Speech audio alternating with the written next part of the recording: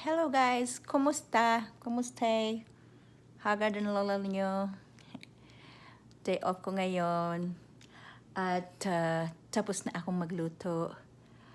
At 4 o'clock ng hapon dito, to be exact, 4:20 ng hapon dito sa Missouri.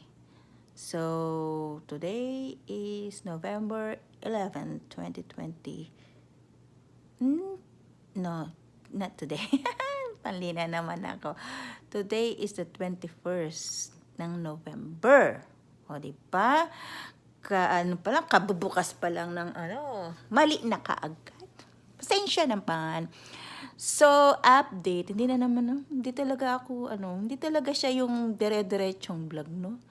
Naanuhan ko lang, nasilipan ko lang kanina. May 30 views naman ako kahit pa paano. Salamat naman sa nag-views at hopefully naman may natutunan kayo kahit pa paano. Ay, ganon. So, kanina, naisip ko lang, sabi ko, meron kasi akong naanuhan na napanood na vlog about dun sa sa isang mami. I think Apple Pagis ata yung pangalan niya. Not sure. Pero namatayan siya ng mama ata siya nung Joelyn? Yeah. So, nag-start akong pinapanood siya kasi parang nakaka-relate ako sa kanya. Yung yung namatayan din siya ng anak. At yung sa kanya naman is biglaan. I hope that mom of Joelyn will not go into mind na nabanggit ko siya. But parang since the time na na mapanood ko siya, nagkakaroon ako ng parang lakas ng loob na to go on.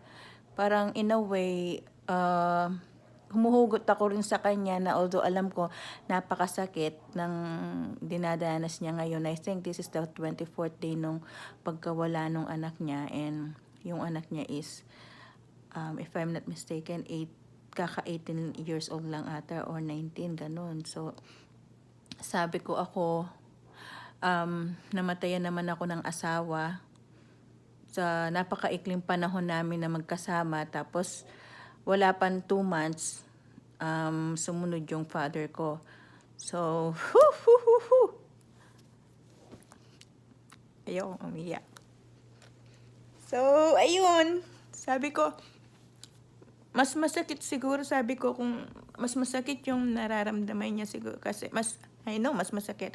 Wala namang hindi masakit. Walang, yung pain na pag na walang ka ng mahal sa buhay is, wala siyang sukatan. Basta, lang siya. Masakit lang siya. And I just pray na rin siya, yung magkaroon ng lakas ng loob to go on. At pray talaga na bigyan kami na nawalan ng courage, tsaka yung na to go on in life, at bigyan kami ng more strength pa na, alam mo yon, go on. Kasi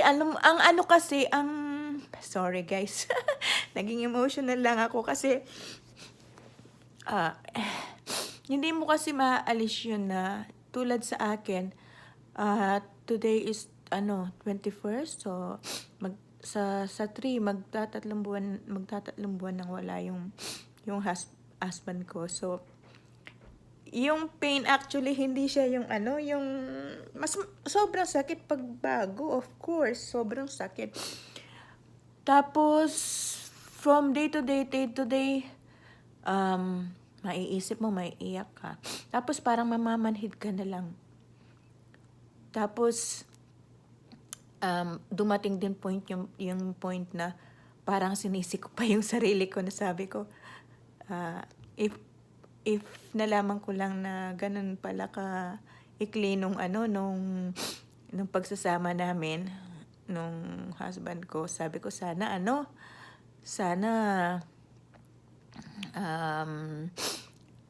yung hindi ko inaway. Normal naman yun sa mag-asawa, yung may tampuhan. Hindi ko inalagaan ko pa siya ng sobra-sobra. May mga regrets ba na hindi mo naman yun maaalis kasi tao ka lang din. But, um, at the end, marirealize mo, hindi naman yun ang ano, hindi mo naman talaga hawak ang ano, ang buhay. Hindi mo alam ang plano ni Lord. Alam mo yon, kahit masakit, nandun yung plano na pagdadaanan mo lang talaga siya. At kailangan mo siyang pagdaanan para mas maging stronger ka. At merong nakalaan na plano pa si Lord para sa iyo ba. So yun. Tapos yung day-to-day living, yun lang. Yung iyaano mo na magtrabaho na lang ang magtrabaho para hindi mo siya maalala. Tapos pag maalala mo, bigla-bigla ida-divert mo na lang. Ganun ba? Yung ayoko kasi yung ako masobrahan ako ng lungkot, sobrang lungkot kasi nadaanan ko na yon. So ngayon, parang naalala ko na naman siya. So ayun, sabi ko mag-video nga ako para mawala yung ano ko, mawala yung kausapin ko na lang kayo ba. So yun. Tapos ang mahirap pa is pag may mga pagkakataon na dahil ikaw ang, dito kasi sa Amerika, pag ikaw ang spouse, I think naman kahit sa Pilipinas naman is ganun, na sa'yo lahat yan magtatanong kung ano yung, lalong-lalo na sa legal matters ba, yun yung ano, nahihirapan ako by this time kasi, nang dumating ako dito, yung mister ko, yung parang, inano lang niya, inintroduce lang niya ang buhay dito, na culture shock ako, number 1. So, dinahandahan niya. So, sa pagdahandahan niyang yun, I think hindi, kasi I'm sure hindi din naman niya gusto na mawala kagad. So, hindi niya ako inanda sa lahat ng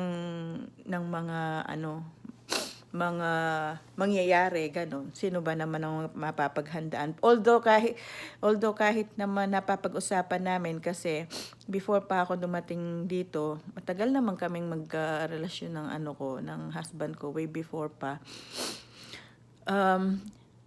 At ang naging lang talaga na decision ko na talaga na makapunta dito is alam ko na kasi na sinasabi niya na I will not live for long time. Pero hindi ko naman alam na yung long time na yun is short time lang pala. Napapag-usapan namin na pag wala ako, ganitong gawin mo, ganyan ang gawin mo. Pero hindi niya ako inanuhan, hindi niya inisa-isa. Example na lang, halimbawa, sa pagbabayad ng mga bills. Kasi dito kasi ang mga tao dito, number 1 nila is bills, mga priority nila. Hindi niya ako inanon dyan kasi ang sabi niya, let me just handle it. At tapos kung may will man siya, hindi niyo inano yun sa akin, dun sa will niya na I will not going to take care any of his bills. Oo, ganun. Kaya nga, ang hirap lang kasi sa lahat ng bills dito, wala nga akong alam. So, mag-uumpisa talaga ako sa zero balance kasi unang-una, wala akong hawak na yung galing sa akin ba yung name ko na halimbawa, yung telepono ko na lang, sariling telepono ko na lang, na cellphone ko na lang, number ko, account ko, ganun. Sa kanya nakapangalan kasi inano niya kumbaga parang kinonect lang niya na ito yung sa wife number ko, ito yung sa son number ko, ganun ba? So sa pagbabayad wala rin, hindi ko rin alam. Mahirap pala yung ganun mga besh. Kasi tulad sa akin dahil wala akong alam at hindi naman niya inano sa akin na ganito yung mga bayad, dito ka magbayad, dito ka ultimo nga pagbayad ng ilaw at saka tubig, hindi ko alam kung anong pangalan ng ilaw nila. Hindi ko alam pangalan ng ilaw ng tubig, kung anong pangalan, kung paano magbabayad. Wala akong alam sa ganyan. So, nag-umpisa talaga ako sa zero. Imagine mo besh na na pumunta ka sa isang bansa na ang alam mo lang is focus ka lang sa kanya. Tapos, nag-focus naman talaga ako sa kanya. Kaya lang yung mga detailed na mga ganun, hindi namin kasi napapag-usapan. Wala akong idea. Pati sa insurance, sa car insurance, pati sa sa property tax, sa ang alam ko lang nagbabayad siya. Oo. Tapos ang alam ko siya yung nag-aano ng mga insurance ng mga sasakyan. Oo, okay. Sa internet, sa lahat 'yan sa kanya. So nang nawala siya, nga ako kasi magtatanong yung mga anak niya kasi may previous anak naman siya dun sa previous wife niya. May mga anak siya sa previous wife niya, I mean. Kasi ako rin naman. So, hindi niya iniisa-isa yun sa akin. At yun ang parang naging struggle ko. At at one point, dumating pa yung na, kasi malalaki na yung mga anak niya. Ganun pala ang buhay dito, besh. Pag lalo na hindi mo sila kalahi at lalo na hindi mo alam ang lugar, hindi mo alam ang rules, ang law, ang policies, ganun, hirap na hirap talaga ako kasi lahat sila nagtatanong, you're the spouse, kailangan alam mo, ano yung gano'n, sa nagbabayad siya ng ganito. I don't know.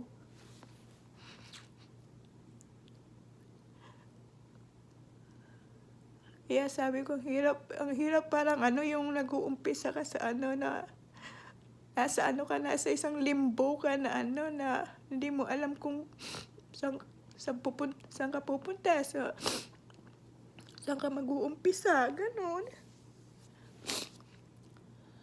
Tapos dahil nga 1 year and 2 months lang kami, so yung mga anak niya, mababait naman sila una sa akin. Tapos inanuhan pa nga niya na sorry talaga. Yung isang anak niya na if ever na may mangyari sa kanya, huwag kang mag-alala. Sabi niya, nandyan yung eldest ko na mabait naman nung una. Ganun pala pag nawawala, no? Tapos yung tingin nila is ikaw ang kakamkam lahat ng mga pag-aari ng daddy nila. I'm telling you guys, until at this very moment nakausap ko kayo, I'm telling you, kahit isang dolyares o isang dime lang o isang nickel lang, wala akong nakuha, wala akong kinuha, wala akong doon. Nag na nga lang ako umalis ako kasi ayoko ng pressure, ayoko ng stress, ayoko ng alam yan ng mga anak ko. So, may nag-advise sa akin ng mga kaibigan ko, tsaka yung mga asawa nila, mga puti din, na mag-stay away muna ako sa kanila kasi baka hindi ko i-handle, di ba? At I thank God na yung mga kaibigan na yon talagang they really helped me na makapagsimula kahit papano. So, slowly talaga ako, pero pa rin, struggle pa rin. May nasa pa talaga ako, proseso. Kumbaga nasa step 1 ako, sa step 100 ata yun. Nasa step 100. So yun, sineshare ko lang sa inyo guys yung struggles ng living alone although hindi alone kasi nandito ako sa bahay ng kaibigan ko, but living by myself dito na walang kamag-anak, wala na yung asawa ko, alam mo yun, hirap. Wala po kaming anak, buti na lang, awa ng Diyos, kasi siguro kung may anak pa ako, baka Diyos ko, saan kami pupuluting mag-ina, so yun. Salamat po sa pag-watch, sa panonood, at tuloy natin yung chikahan kasi napapansin ko kasi pag mahaba yung video ko dito sa hindi naman kasi ako marunong mag-edit, so dire-diretso lang, kumbaga raw video lang talaga. So yun ang ina-upload ko. So sa susunod mag-a-upload ulit ako, sana hindi na ako naiyak. Naman natin, i-tackle natin. Paano ba? Ano ba yung gusto nyong i-tackle natin? Bilang mag-isa at bilang nakikibaka dito sa Amerika, sabi nga. Okay guys, Thank you so much. God bless us all and stay safe. Bye-bye.